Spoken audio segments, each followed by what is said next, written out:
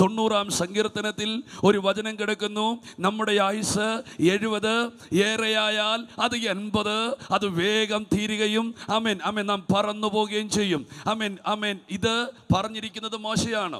ഇത് നമ്മൾ എപ്പോഴും കേൾക്കുന്നത് എവിടെയാണ്? മരണ വീട്ടിലുമാണ്. അതെ, അവിടെ കേട്ടാൽ മതി. അത് സ്തോത്രം. എന്താ വാക്യം? ആമേൻ. 70 ഏറെയായാൽ 80, അത് വേഗം തീരും. ആമേൻ ആമേൻ ആമേൻ. നമ്മൾ പറന്നു പോവുകയും ചെയ്യും. സ്തോത്രം. ഇത് പറഞ്ഞത് മോശയാണ്. എവിടെയാണ് പറഞ്ഞത്? അഹ്റോൻ മരിച്ചു കിടക്കുമ്പോൾ പറഞ്ഞ വാക്കാണ് 70 ഏറെയായാൽ 80. ഇത് സത്യമാണോ? നമ്മളത് സത്യമാക്കി. അതുകൊണ്ട് നമ്മൾ 80 പോലും ആകുന്നില്ല, നമ്മൾ 65 ആകുമ്പോഴേ പോവുക. ഹല്ലേലൂയ. പറഞ്ഞയാള് 120 വർഷം ജീവിക്കുകയും ചെയ്തു. എഴുതിയാള് 120 വർഷം ജീവിക്കുകയും ചെയ്തു. വിശ്വസിച്ച് നമ്മൾ 65 പോവുകയും ചെയ്യുക. ഹല്ലേലൂയ. ഇത് താൻ എഴുതിയത് നമുക്കറിയാം, സഹോദരൻ മരിച്ച അനുഭവത്തിൽ എഴുതിയതാണ്.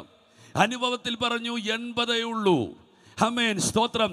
എന്നാൽ 91-ാം സങ്കീർത്തനത്തിൽ അദ്ദേഹം അനുഭവത്തിലല്ല, സാന്നിധ്യത്തിൽ എഴുതി.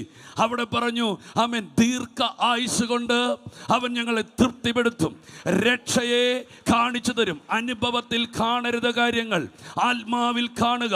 ഇന്ന് കാണുന്ന പല അനുഭവങ്ങളും റോങ് ആണ്, തെറ്റാണ്. ദൈവം ഒരുക്കിയിരിക്കുന്നത് ശ്രേഷ്ഠമാണ്.